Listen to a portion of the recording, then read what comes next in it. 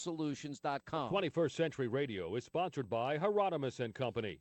This is Talk Radio 680 WCBM. It's time now for award-winning 21st Century Radio. Here's your host, Dr. Bob Hieronimus.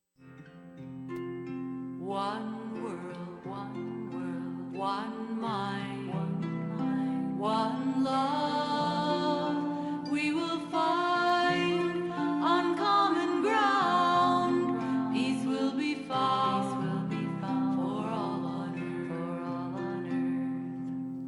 earth. You're listening to Oneida Elder Joanna Shenandoah with harpist Bambi Niles. One world, one world. Welcome back to 21st Century Radio. I'm your host, Dr. Bob Hieronimus, and our executive producer and research assistants, Laura Kortner. Our engineer is Anita Brockington. I got to give you some updates on our other projects since we have been buried under work. The new Woodstock bus that we've completed painting, it just got completed. It looks better than my original from 1968 to 69. And also, it has, in the past, and will continue to be championed by the media. I've never seen so much coverage on one particular car in my life. And that is CBS and NBC News have featured it, as well as New York Times, Associated Press, USA Today, Rolling Stone, Life magazine. And also it's in Woodstock albums, including the Jimi Hendrix Woodstock film. And it's headed for Florida right now to complete its interior at Fallon Taylor's East Coast VW. And then it moves to California for its major debut. We'll be celebrating it out there, of course, in California first. February the 16th, 2019 in good old Los Angeles. My historic views of Baltimore murals, 1752 to 1857, has been hung at the Mitchell Courthouse in Baltimore City last week. I really appreciate that honor. I can't wait to have another look at it. And our Yellow Submarine book 2 is still in the making. Hopefully we'll get it out by Christmas 2018. Now, we've been working around the clock, and I am not exaggerating. 14, 15-hour days for months. And I'm looking forward to the new year when I can finally get some rest. Now, over the past 30-plus years, we focused on Bigfoot, Sasquatch, skunk apes, with guests Bob Chance, Lauren Coleman, Stan Gordman, Patrick Weege, Stan Johnson, Grover Krantz, and our dear friend who now's passed on, Dr. Rory P. Mackle. And tonight's guest also has joined us on this topic, David Hatcher Childress. One program on Bigfoot that we focused on, just a survey of Maryland sightings. How many big feats, yes, they're Bigfoot, have been seen in Maryland? Well, we covered all that a long time ago in Baltimore County, Parkville, Harford Road, Carroll County, White Marsh. And maybe you remember the Bigfoot Digest. What a book. What a nice little booklet by Mark Opisosnik, which was a survey just of Maryland sightings, hundreds of them. You may even remember when in 2011, when it was claimed that I, Dr. Bob Hieronimus, a mere 5.5 feet tall, hoaxed Bigfoot when the newcomer, George Norrie actually thought that was me in a Bigfoot a uniform, if you want to call it that, walking around. That is hilarious. Fortunately, everyone realized that certainly wasn't me. And as a matter of fact, in the book that we're going to talk about tonight, it mentions there a Bob Hieronimus on page 104. That's not me. That's another Hieronimus. There are at least 4 or 5. There's at least 4 or 5 Bob Hieronymuses in the state of Maryland. And they do some very strange things that I get blamed for. David Hatcher Childress is our guest tonight, both hours. And this is his 13th appearance on 21st Century Radio over the past 30-plus years. This is the longest show of its type on the paranormal in the world. First, he joined us in 1989 and then was last with us in 2006. His book is Bigfoot Nation, The History of Sasquatch in North America, published by Adventures Unlimited Press. Longtime cryptozoology researcher David Hatcher Childress takes us on a tour of Bigfoot Nation, the apparently real world of Bigfoot around us in the United States and Canada. Surviving in the shadows and suffering from loss of habitat, Bigfoot has had a huge number of encounters with humans, many of which are chronicled in this book. In these meetings, Bigfoot has been found to be curious, dangerous, and even amorous, depending on the circumstances. Whether real or imagined, the fact that Bigfoot has made his way into the psyches of Americans and Canadians cannot be denied. He appears in commercials and movies, on roadside billboards and stamps. In fact, Bigfoot is everywhere, trying to maintain his lifestyle on the fringes of modern society and gently creeping into our dreams. And you can join David on this wild ride through the Bigfoot country, beginning the very first reports from the 1800s, continuing through today. His other books were Vimana, Ark of God, Technology of the Gods, Yeti, Sasquatch, and Hairy Giants, The Lost World of Cam, and Ancient Technology in Peru and Bolivia, Pirates, and the Lost Templar Feet, The Mystery of the Olmecs. Welcome back to 21st Century Radio, David Hatcher Childress. Are you with us? Hey, Bob. Oh, you're there. I'm here. Hey. Yeah, it's great to be back on your show again. Yes, what was it? Let's see. That was 2006. Is 12 years? It's been a while 12 years. Since. Yeah. Really, since the Ancient Aliens show has been on the History Channel. Yeah. Yeah. Well. And that started right around that same time. Well, tell us about how you came to write this book, Bigfoot Nation. I've always been fascinated with mysteries and the unexplained, paranormal. And I actually met Roger Patterson as a kid in Durango, Colorado in the mid-'60s, right before he supposedly faked the famous movie footage, film footage in 1968. And you know what? I thought, Bob, too, that when I first read that it was alleged that a guy named Bob Hieronimus had faked it with Roger Patterson in a gorilla suit, I thought it was you, too. And I thought, wow, it couldn't be, the radio Bob Hieronimus. And it was later, I realized, as other people did, that it's another guy named Bob Hieronimus, and it's not you. Well, there are several Bob Hieronymuses in the state of one of them was caught taking underpants off of various clotheslines in the state of Maryland.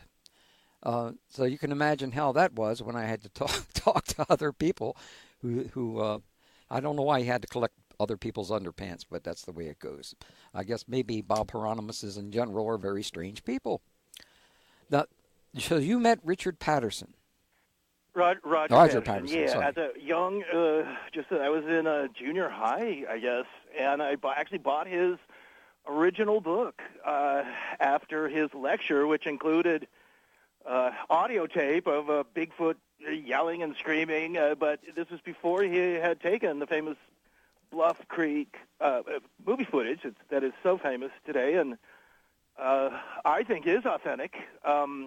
But I discussed the whole idea that it was, possibly faked, and of course, I mean, it is such good footage that it is either a elaborate fake or it's real footage of Bigfoot. So I've always been interested in these things. As you know, I've written a number of books, Extraterrestrial Archeology. I'm fascinated with UFOs and the moon. Ancient Aliens is a great show. It's fun being on that. I know Eric Mondonican and Giorgio very well. I've known them from before the Ancient Alien show. They're both great guys. We're all very good friends. And my interests are wide-ranging. So I'm mostly known for really my books on ancient civilizations and lost cities, the ancient technology in Peru, those H-block stones and things like that. Yeah. But my interest also is very much also with Bigfoot and cryptozoology, the natural world. I'm a scuba diver. I love Indiana Jones, and Ivan T. Sanderson was a big hero of mine. Oh, and he was gosh, interested in all kinds of things. You perhaps knew him, Bob. Ivan T. Sanderson, yes. I'm so glad you mentioned his name. I think he did some really marvelous work and research.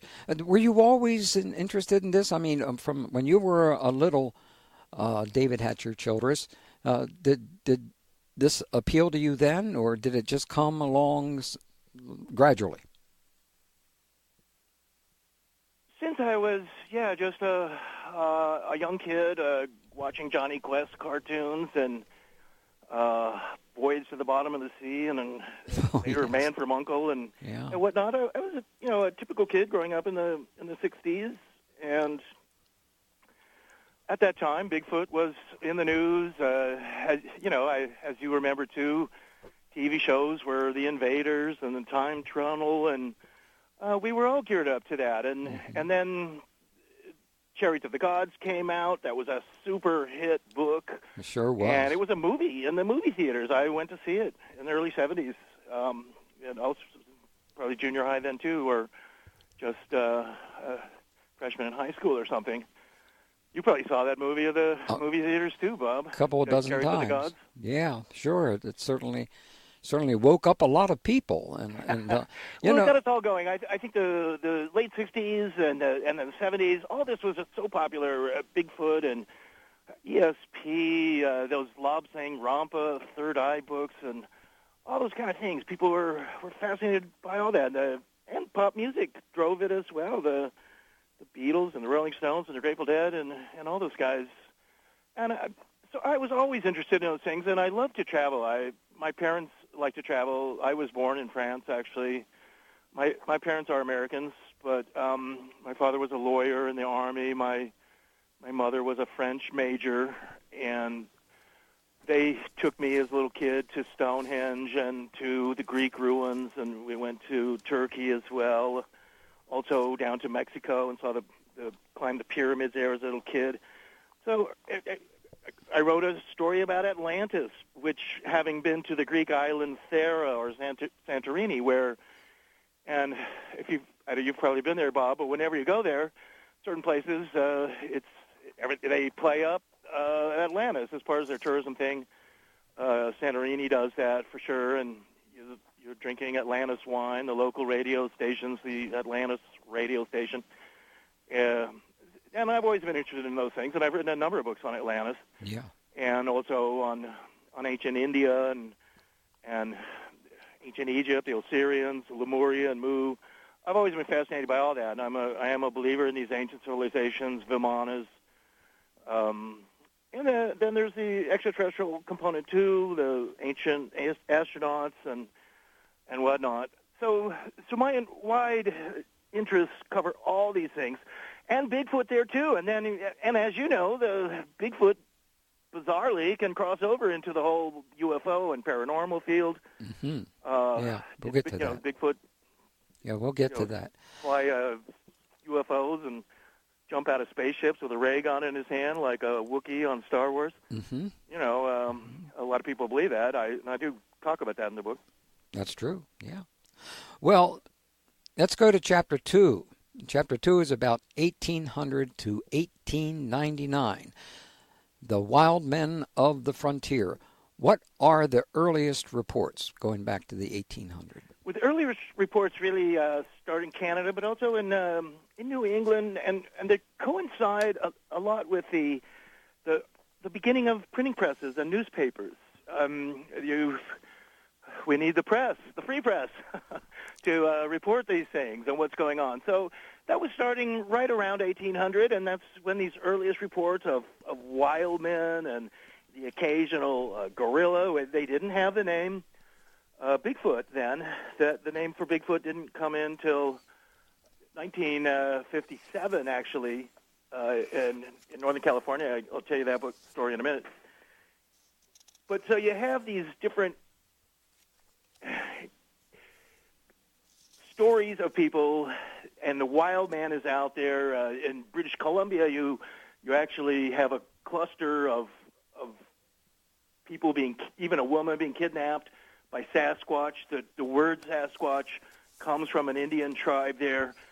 So it all starts just sort of seeping into the news a little bit. A wild man here, a gorilla or something there, occasionally using the word ape man. But then what happened was, get this, and I'm able to reprint this whole story in the book, that the Daily Telegraph, the Washington, D.C. newspaper, published this story on April 3rd in 1877. And it's about a wild man who's been captured in Pennsylvania, and he's being kept at the Smithsonian in a cage. He's on exhibit. It's they're having sort of centennial celebrations and things like that. And this is in Washington, D.C., this front page of the newspaper. And what the story then goes on to say is that apparently at some point he wasn't kept in this cage, and he attacked a woman and started to tear her clothes off. And then they put him back in this cage. And that the Smithsonian was exhibiting him, essentially. So here we have a story also involving the Smithsonian, which has been it's been claimed that the Smithsonian has been involved in certain cover-ups in the past, including those Egyptian caverns and things like that in the Grand Canyon. That was also a story that appeared in 1909, some years later after this story, claiming that Smithsonian was doing these investigations into these caverns and what were specially man-made caves in the Grand Canyon. They had Tibetan and Egyptian type statues and swords and spears and stuff like that, mummies as well. So now back to 1877, here's a story basically saying that a captured Bigfoot is being exhibited in Washington, D.C. by the Smithsonian. But then we don't hear anything about it again. This is a real article, and I reprint the actual little microfilm shot of it. And either the Smithsonian, and there's other stories as well of in the 1800s of Bigfoot being captured, young Bigfoot. So it's either a hoax by the newspaper just making this up, or else they had a Bigfoot on exhibit and somehow took it off exhibit. And now the Smithsonian, their own records would somehow show this. And this, in a sense, is the beginnings of what I suspect is something of a cover-up about the existence of Bigfoot. Well, there certainly are other researchers that have been saying for the past decade that Smithsonian has, whenever they come across some of these very large bodies or bones of bodies and things of that nature, somehow trash them, take them out into the ocean and throw them away. Do you know anything about that? Well, people are often talking and asking about, where's the evidence for Bigfoot, and wouldn't the government have found one by now, in the Army? And then there's some interesting stories about that, to say the least. So then we have also the chapter then about the first Bigfoot photo. Let's take a pause here because we need a break right here, and then we'll come back to that. This is David Hatcher Childress, Bigfoot Nation, History of Sasquatch in North America, Adventures Unlimited Press. And David will be appearing at the Baltimore Alien Con November 9th to 11th, 2018 at Baltimore Convention Center. Alien Con features original programming, celebrity appearances, exhibits, exclusive merchandise, fan competitions, and much more.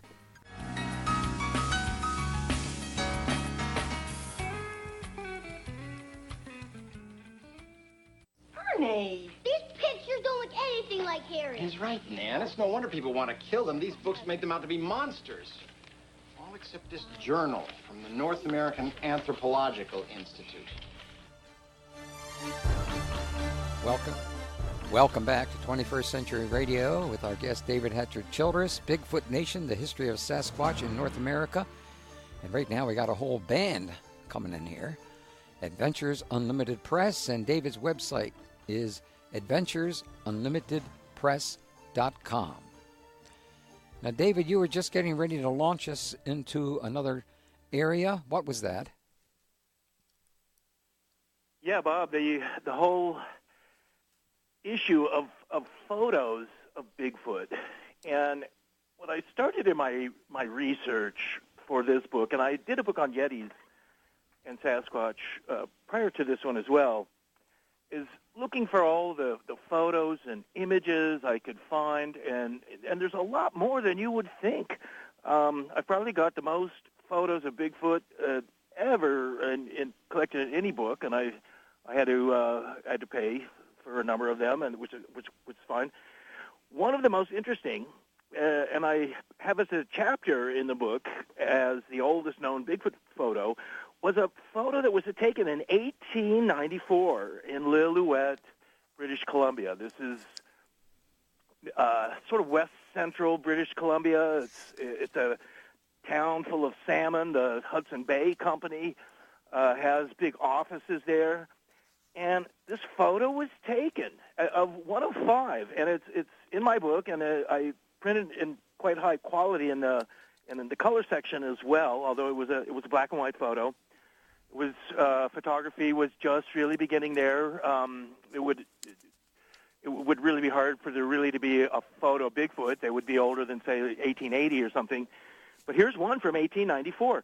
It was kept secret for years in their offices. That's what the guy who he sent it to some Bigfoot researchers, and eventually Janet and Colin Board got a hold of it, republished it in one of their books in a reprint. And my buddy Lauren Coleman put it, and Craig Woolheater, they put it on their Crypto Mundo site, but so it's in my book.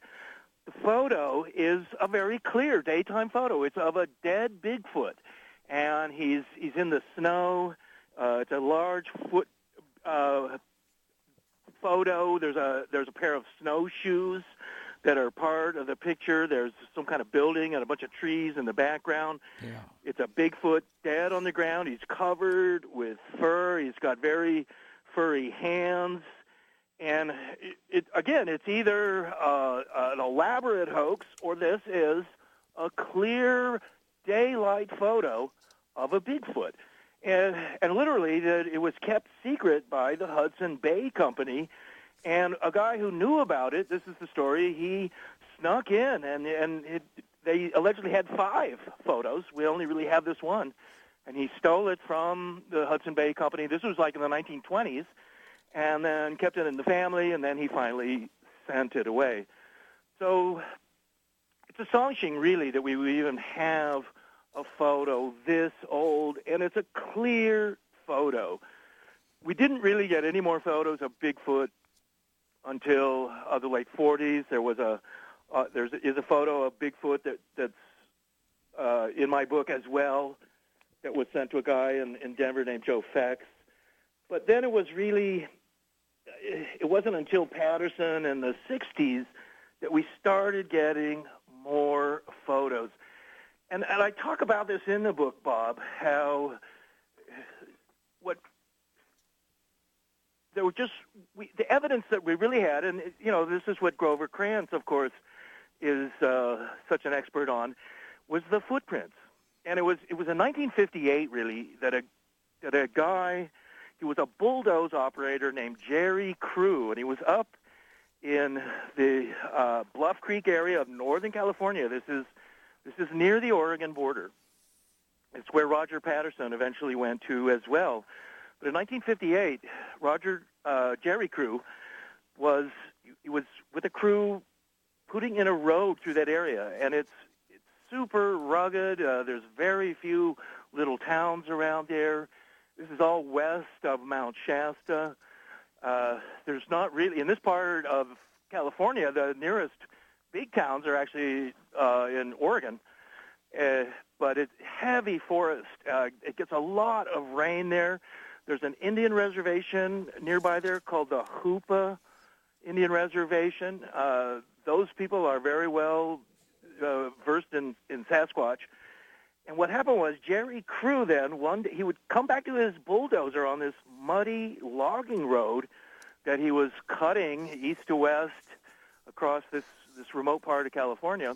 And he would come back in the morning onto this muddy road to his bulldozer, driving four-wheel drive up this road, from wherever town he was staying in.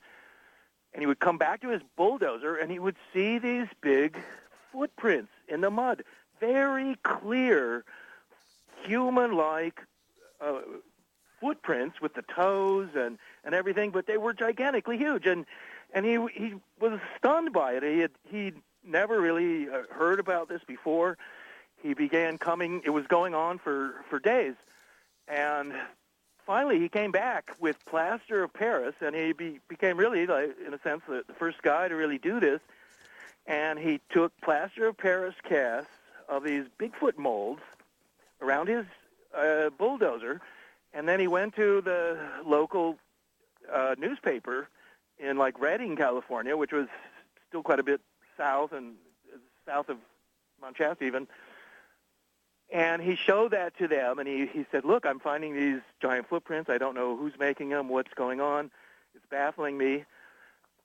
And the newspaper asked him, they said, well, who do you think is making these giant footprints around your bulldozer? And he said, well, I guess I would call him Bigfoot. And that's how the name Bigfoot started. Up till then, we didn't have, in the United States, in Canada, they were calling him Sasquatch. And the giants and the hairy wild men, the ape men. But now the word Bigfoot entered our lexicon. And as you were saying from the back of my book, it's everywhere today. Bigfoot is a giant marketing vehicle. He's making millions of dollars. Everyone knows about Bigfoot and who Bigfoot is, what he's about, whether they might have some opinion, whether he's real or not. But he's everywhere. And ultimately, in the last 50 years, he's come so much into our consciousness. And in my mind, Bob, Bigfoot's out there. Mm-hmm. Well, I agree with you. I believe in my opinion, there has been a cover-up on this, and it's gone for a long time. I also I guess this is not a photo, but a drawing of Jacko the ape boy. Right, Jacko is, and Ivan T. Sanderson first wrote about that in his book, Abominable Snowmen, Legend Come to Life. And that was a story also from the 1800s. There's no photos of Jacko, but he's a very similar story to the 1877 Bigfoot that was captured in Pennsylvania and allegedly exhibited in Washington, D.C. by the Smithsonian. Jacko was found by railway workers in British Columbia. It was the 1860s, and he was a young Bigfoot. British Columbia is a hotbed of Bigfoot activity. There's certain areas there that even today where there's just so much Bigfoot, and oftentimes it's near Indian reservations. Native Americans pretty much accept Bigfoot, and they've known about them for hundreds and hundreds of years. And they live largely in harmony with Bigfoot. They totally accept that he's around, and they respect him. There's an interesting story along those lines of a Hoopa Indian woman who lived by herself, as most of them do up there. This is also in the Bluff Creek area, near to where Jerry Crew found the footprints, near to where Roger Patterson took his famous footage, although it wasn't actually taken by Roger. It was taken by a guy named Bob Gimblin. But she said, and I have this in the book, and my book goes really chronologically, year by year, talking about significant Bigfoot sightings for each year. And as we get closer to our own time, there's literally sightings virtually every year. Back in the 40s and 50s, we didn't really collect sightings for all those years. This was a woman near Hoopa Reservation, and she claimed that Bigfoot was coming up to her house. She lived by herself, and that one day she finally met Bigfoot, and he walked up to the she had like a little small fence and gate in front of her modest little cottage where she lived. It was like 9 in the evening. She had already seen Bigfoot, and he just walked up to her, and he stood in front of her, and she stood there at the door of her house looking at him, and she wasn't afraid. Most people are extremely afraid when they see Bigfoot. I mean, it's the most frightening thing that's ever happened to you. It's one of the things that I've found out the most in interviewing people about Bigfoot, which is, what I've really done. I've not had that many real experiences myself. I'm interviewing. She was not afraid, and she tried to speak to Bigfoot. Yeah, she did. But he would not speak. He just looked at her. He had nothing to say, and then he walked away without harming her. Bigfoot doesn't speak. He makes whistling noises. They make a kind of a chattering noise. They make screams and growls. They're afraid of fire. But it was interesting that she tried to speak to him, and he just looked at her, and they walked away. So it's interesting. There's many stories, too, of Bigfoot. He's not so much afraid of women. There's interesting stories of solitary women, older women who, often widows or something, who live kind of remote places, also in the Midwest, and they have maybe an orchard. And so there's a famous story in Illinois where the woman, she had an orchard, and she would see Bigfoot coming to her orchard from her back porch, and he would look at her, and she would look at him, and he would take apples from her orchard, and she developed a relationship with him where she wasn't really so afraid and had seen him a number of times, and he began, she said, to leave dead rabbits for her as a present for the apples that he was taking from her orchard. And there was another almost identical story out of Georgia where a similar thing was happening, where a woman owned a peach orchard and developed a kind of friendly relationship, in a sense, with Bigfoot, who in these cases is curious.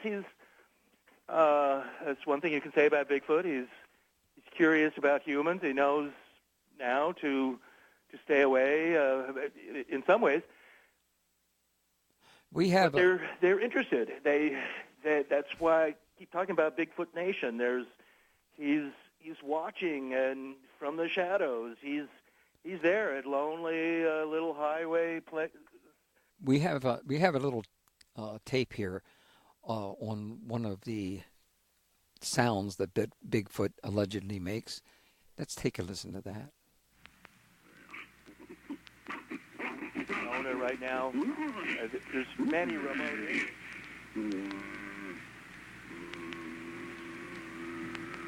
Okay. All right. So here we have Bigfoot grunting. We had another one, didn't we, Lars? Let's play.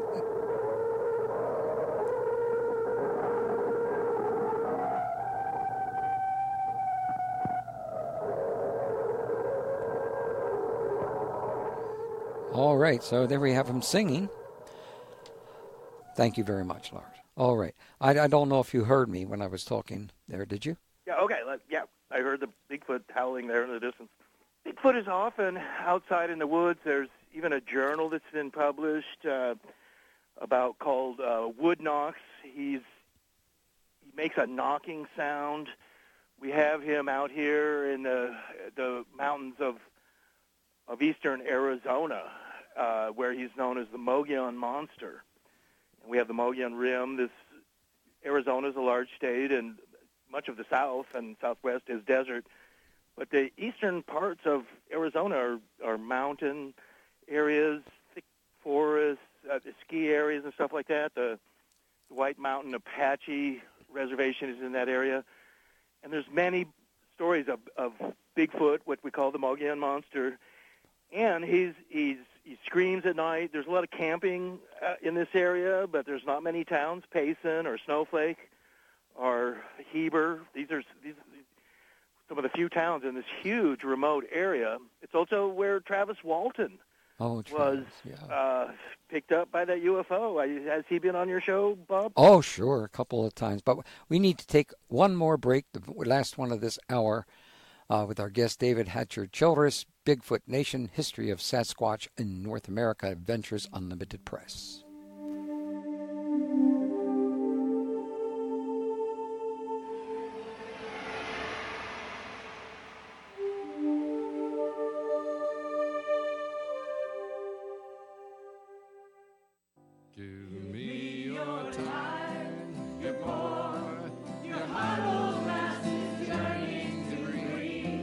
Do you appreciate the Statue of Liberty as an American goddess? Well, we do, in our new book, Secret Life of Lady Liberty, Goddess in the New World. It's been described as a long overdue feminist and multi-ethnic history of the Statue of Liberty that surprisingly draws our country's entire history through this iconic image.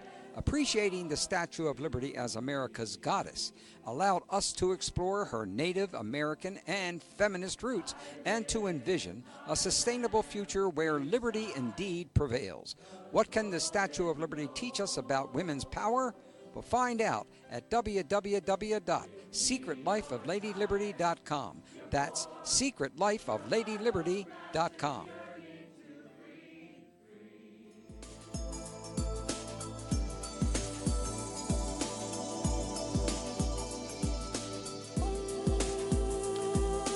Yes, we are back with David Hatcher Childress, book Bigfoot Nation, History of Sasquatch in North America, Adventures Unlimited Press.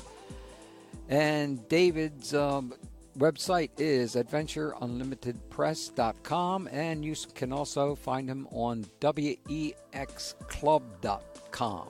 That stands for World Explorers Club. What about, Rudy, we got to get going. Chapter 4 is about 1900 to 1949. What are the reports from that particular time?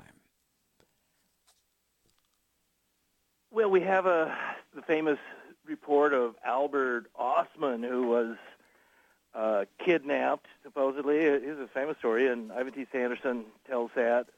We have also the stories of, and there's, of course, a number in the book, and one good photo, the stories of Mount St. Helens. And it turns out that Mount St. Helens itself is a hotbed of area. Mount St. Helens is in Oregon, famously blew up in 1982 or something.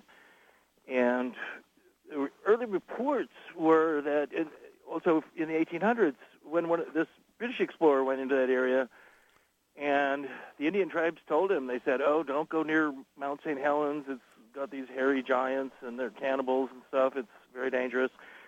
And he tried to get them to take him there and pay guides, and they refused to take him into that area.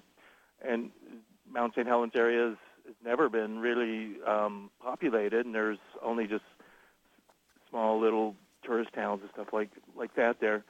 So you have a famous Mount St. Helens attack where they, in a place called Ape Canyon, that was in the 1920s.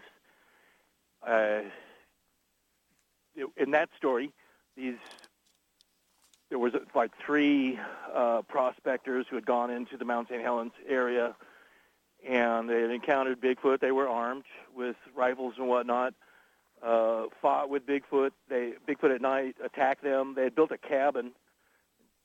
Several Bigfoot jumped on the roof of the cabin, and they famously had this big kind of overnight shootout with several Bigfoot and several guys.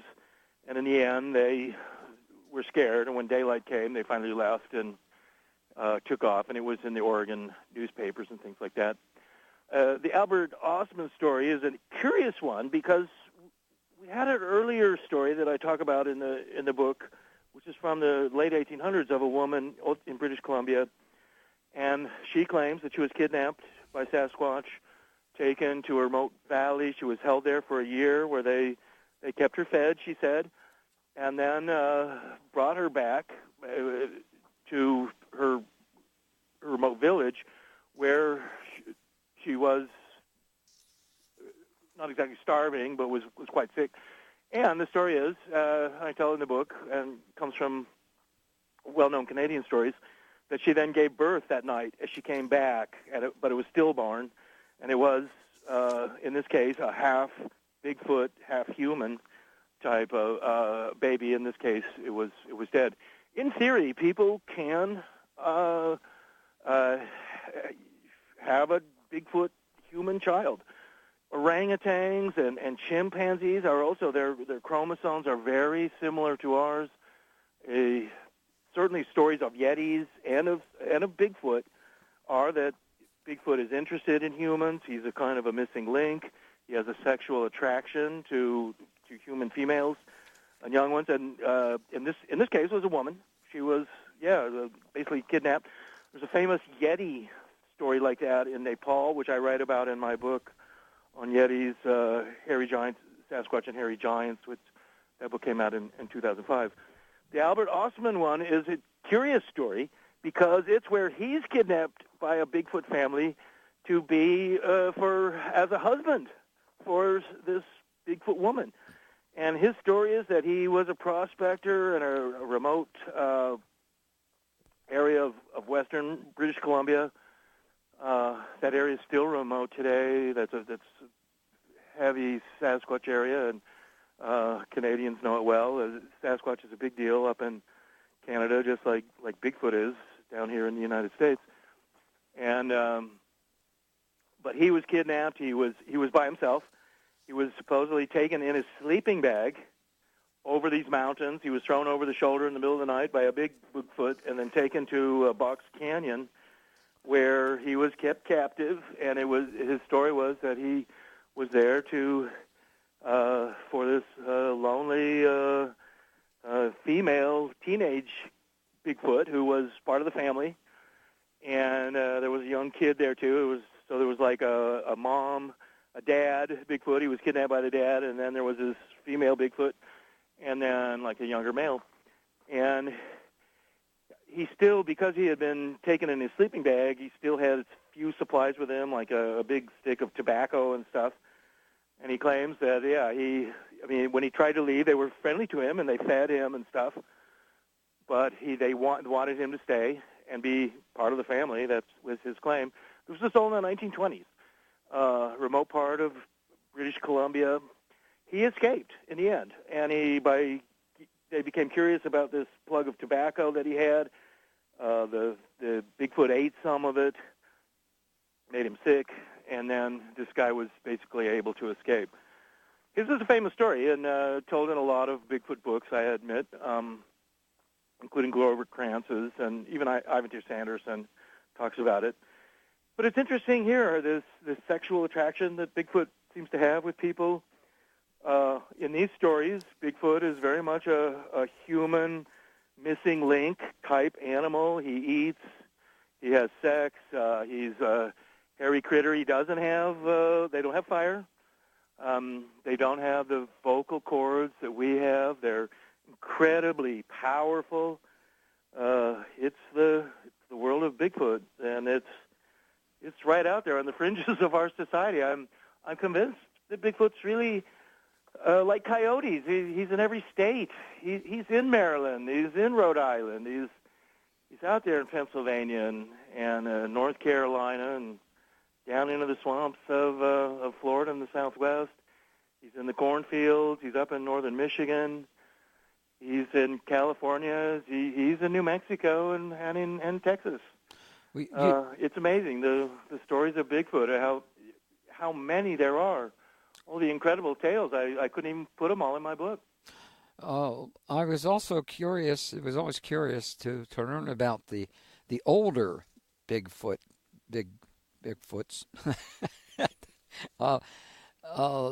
that are generally white, having a very rough time in their last years. Could you talk a little bit about that in the time we have left in this hour? Yeah, right, Bob. Sure.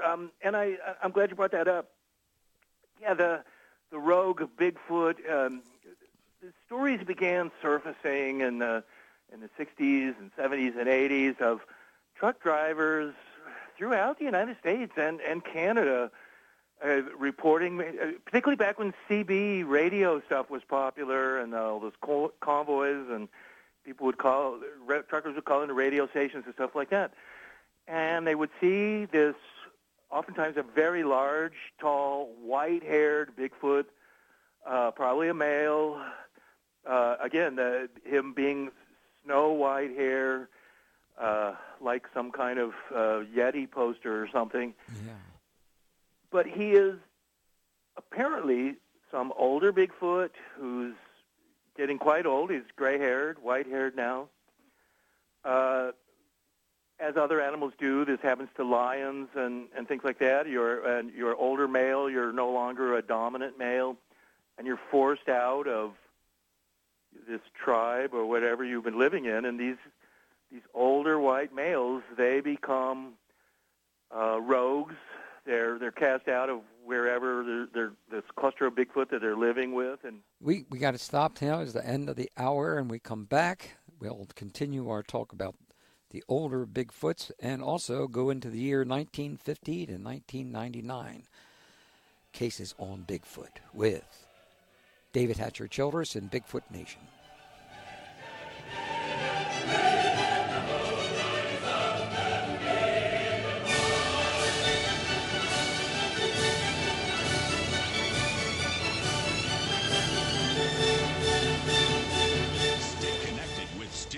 Talk and breaking news on Talk Radio 680 WCBM, Baltimore, and WCBM.com. Hits